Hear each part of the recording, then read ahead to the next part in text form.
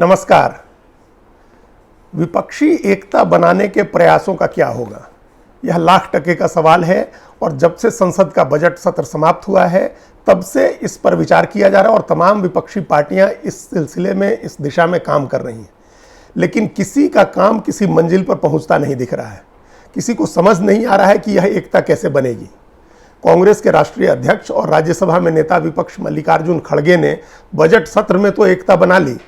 वो 16-18 पार्टियों को जुटा लेते थे, उन पार्टियों के साथ बैठ करके रणनीति बनाते थे और सरकार के खिलाफ उनका अभियान भी चलता था, सरकार को घेरने का काम भी होता था। लेकिन संसद के बाहर वो एकजुटता कैसे बनेगी और चुनाव के लिए वो मोर्चा कैसे बनेगा, ये बात खड़गे को भी समझ में नहीं आ रही है। अगर समझ में आ रही होती तो मीडिया में बयान दे करके वो विपक्षी एकजुटता के प्रयासों का ढिंढोरा नहीं पीटते।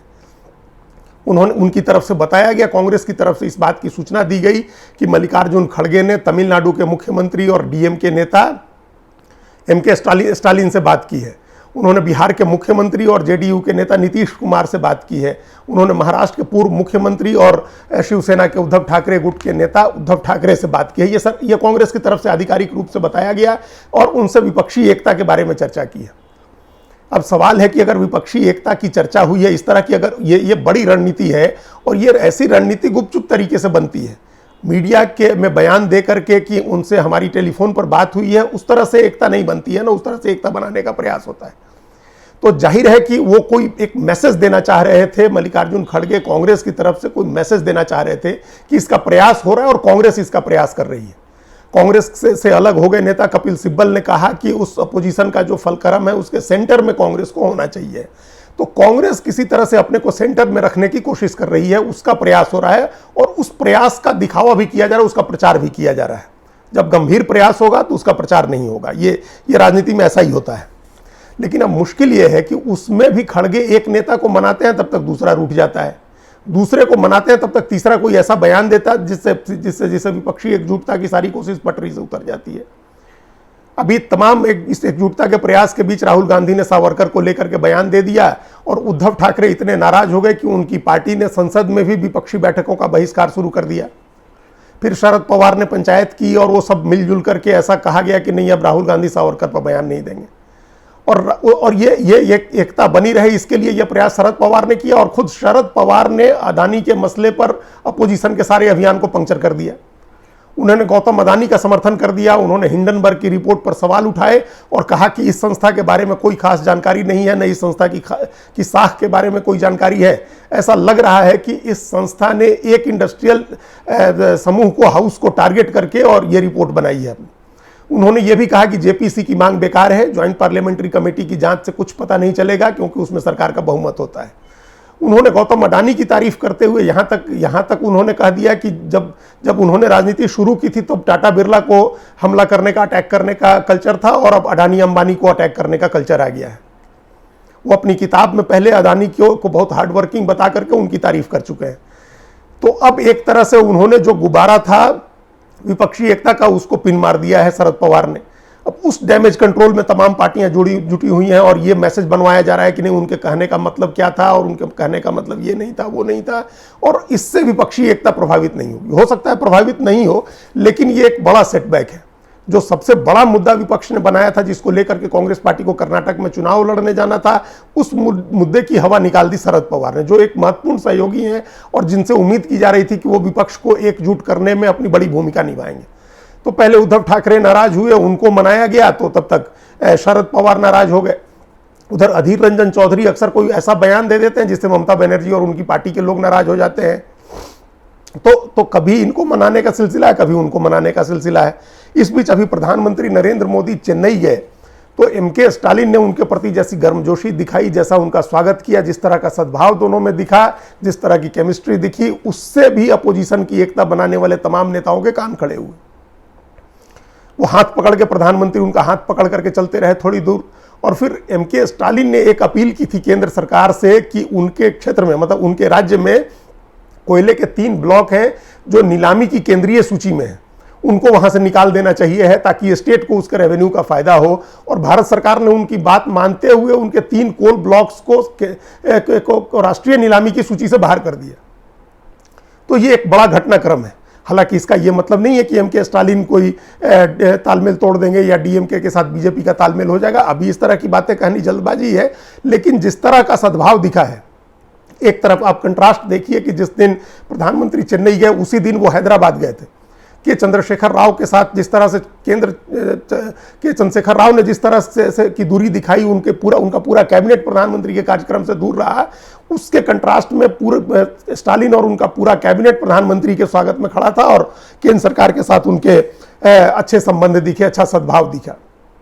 तो ये भी अपोजिशन के खेमे में एक ये भी चिंता है, और वो चिंता इस वजह से है कि इस समय कांग्रेस के साथ जितनी अपोजिशन की पार्टियां जुड़ी हुई हैं, उनमें से ज़्यादातर पार्टियां ऐसी हैं जो पहले बीजेपी के साथ रह चुकी हैं, और उनमें से कई पार्टियां ऐसी हैं जिनको अभी भी बीजेपी के साथ न कोई वैचारिक टकराव है और न कोई राजनीतिक टकराव है। जमीनी स्तर पर वोट की राजनीति में भी उनका बीजेपी के साथ टकराव नहीं है। जैसे बिहार के मुख्यमंत्री नीतीश कुमार है, उनका कोई टकराव बीजेपी के साथ, उनका इंटरेस्ट नहीं क्लैश करता है। वो निजी मामला था, निजी खुन्नस था, या 2020 के चुनाव में बीजेपी ने जो उनको नुकसान पहुंचवाया था चिराग पासवान के जरिए, उसका बदला लेना था, इस वजह से वो आरजेडी के साथ गए। उनका कोई वैचारिक टकराव नहीं है और उनका कोई राजनीतिक टकराव, जमीन में वोट के मामले में भी दोनों का टकराव नहीं है। तभी कांग्रेस में कई लोग इस बात को लेकर आशंकित रहते हैं कि वो कब बीजेपी के साथ चले जाएंगे कहा नहीं जा सकता, और जयराम रमेश ने तो बाकायदा ट्वीट करके ये बात कह दी थी, जिसके लिए बाद में बताया जाता है कि जयराम रमेश को खड़गे ने काफी फटकार लगाई थी। लेकिन वो एक मामले में ये बात सही है कि उनका कोई वैचारिक मतभेद नहीं है और जमीनी स्तर पर वोट के समीकरण में भी दोनों में कोई टकराव नहीं है। यही स्थिति उद्धव ठाकरे के साथ है, शिवसेना के उद्धव ठाकरे गुट के साथ है, उनका भी कोई वैचारिक टकराव नहीं है, और वोट के मामले में भी दोनों एक प्लेटफॉर्म पर खड़े हैं। दोनों को ऐसी राजनीति नहीं करनी है कि एक दूसरे का विरोध करेंगे तभी वोट मिलेगा। यही स्थिति अकाली दल की है, यही स्थिति तमिलनाडु में डीएमके की है, ऐसी कई स्थिति कई पार्टियों की है। तो इन पार्टियों को लेकर के थोड़ी आशंका अपोजिशन खेमे में रहती है। ममता बनर्जी भी बीजेपी के साथ रही हैं, लेकिन उनको लेकर के अब यह तय हो गया है कि वो साथ नहीं आएंगे, क्योंकि दोनों अपना वोट उनका तभी बचा रह सकता है जब वो बीजेपी के खिलाफ खड़ी होंगी। यही स्थिति झारखंड में झारखंड मुक्ति मोर्चा की है, वो भी पहले बीजेपी के साथ रह चुकी है पार्टी, लेकिन अब वोट का समीकरण ऐसा है कि वो साथ नहीं जा सकती है। लेकिन आंध्र प्रदेश में टीडीपी है, उसको कोई दिक्कत नहीं है बीजेपी के साथ जाने में। तो ऐसी कई पार्टियां हैं, और एक खेमा ऐसी पार्टियों का है जो कभी बीजेपी के साथ नहीं रही है। जैसे जो वो खेमा कांग्रेस के साथ ज्यादा स्वाभाविक रूप से जुड़ा हुआ है, जैसे राष्ट्रीय जनता दल है, जैसे सीपीआई है, सीपीएम है, मुस्लिम लीग है, या आम आदमी पार्टी भी है। आम आदमी पार्टी भी कभी बीजेपी के साथ नहीं रही है, अपने उसका छोटा सा इतिहास है 12 साल का, लेकिन वो बीजेपी के साथ नहीं रही है। और अब उसने बीजेपी के साथ ऐसा टकराव बनाया है कि उसका विरोध करके ही आम आदमी पार्टी को वोट लेना है। तो इस तरह से विपक्षी पार्टियां भी 3 खेमे में बटी हुई हैं, और कांग्रेस के साथ कांग्रेस की ये जिम्मेदारी है कि वो तीनों खेमे की पार्टियों को एक साथ रखे। तो ये मुश्किल समझिए इस बात को, जो अपोजिशन को साथ लाने में जो मुश्किल है, वो मुश्किल कई स्तर की है। एक मुश्किल तो ये है कि नेताओं की अपने अपने अहंकार है, अपने ईगो है, अपनी महत्वाकांक्षा है। जो नेता प्रधानमंत्री बनने की आस लगाए हुए हैं, या जिनको जो समझ रहे हैं कि ये उनका आखिरी लोकसभा चुनाव है, इसके बाद वो फिर चुनाव लड़ने के लायक नहीं रहेंगे, या रहेंगे तो वो उनका प्राइम नहीं होगा, वो पीक नहीं होगा। वैसे तमाम नेता इस समय अपने नाम की घोषणा चाहते हैं, या ये चाहते हैं कि किसी के नाम की घोषणा ना हो, किसी एक पार्टी को केंद्रीय स्थान न मिले। तो ये एक नेताओं के झगड़े हैं। दूसरा, आपस के जो राज्यवार इंटरेस्ट है नेताओं के, प्रदेश में अपना जो इंटरेस्ट है, वो उस हिसाब से वो अपनी पोजीशनिंग कर रहे हैं कि उनको बीजेपी का विरोध करना है कि कांग्रेस का विरोध करना है। और एक इस तरह के मामले हैं जो वैचारिक मामले हैं, जैसे सावरकर का मामला हुआ, या दूसरे इस तरह के जो हिंदुत्व के मामले में जो वैचारिक मामला है, उस पर कुछ पार्टियां ऐसी हैं जिनको आपत्ति होती है बहुत हार्ड लाइन लेने में। और उसके अलावा कुछ पर्दे के पीछे के परोक्ष कारण है, जैसे ऐसे ही किसी कारण से शरद पवार ने अडानी का समर्थन किया और विपक्ष के जो सबसे बड़े मुद्दे की हवा निकाल दी। तो इन तमाम स्थितियों के बीच में कांग्रेस को एक पहल करनी है अपोजिशन की एकता बनाने के लिए। इसमें कोई संदेह नहीं है कि मल्लिकार्जुन खड़गे का कद बहुत बड़ा है, और वो जब से कांग्रेस के अध्यक्ष बने हैं तब से वो विपक्ष को एकजुट करने की कोशिश कर रहे हैं। उन्होंने इस सिलसिले में कई पार्टियों से बात की है, उन्होंने बताया भी है। नागालैंड में अपनी चुनावी सभा में उन्होंने कहा था कि विपक्ष से बात हो रही है, तो वो बात कर रहे हैं। और ऐसा माना जा रहा है कि कर्नाटक में जब चुनाव खत्म होगा और अगर उस चुनाव में कांग्रेस पार्टी जीत जाती है, जिसकी संभावना अभी जताई जा रही है, तो फिर उस तरह ये प्रयास और तेज होगा। लेकिन उस समय की नई समस्याएं खड़ी हो सकती हैं। उस समय इंटिमिडेट हो सकती हैं, कुछ पार्टियां कांग्रेस से भयभीत हो सकती हैं, उनको लग सकता है कि कांग्रेस के साथ अलायंस करने में उनका अस्तित्व खत्म हो जाएगा या कमजोर होगा, तो उस समय नई समस्याएं आएंगी।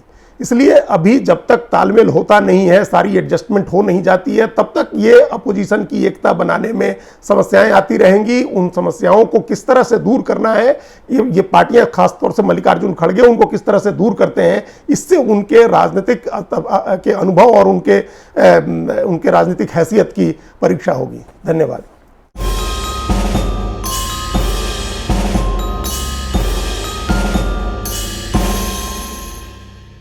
कृपया हमारे चैनल के साथ जुड़िए, लाइक कीजिए, सब्सक्राइब कीजिए, बेल आइकॉन जरूर दबाइए।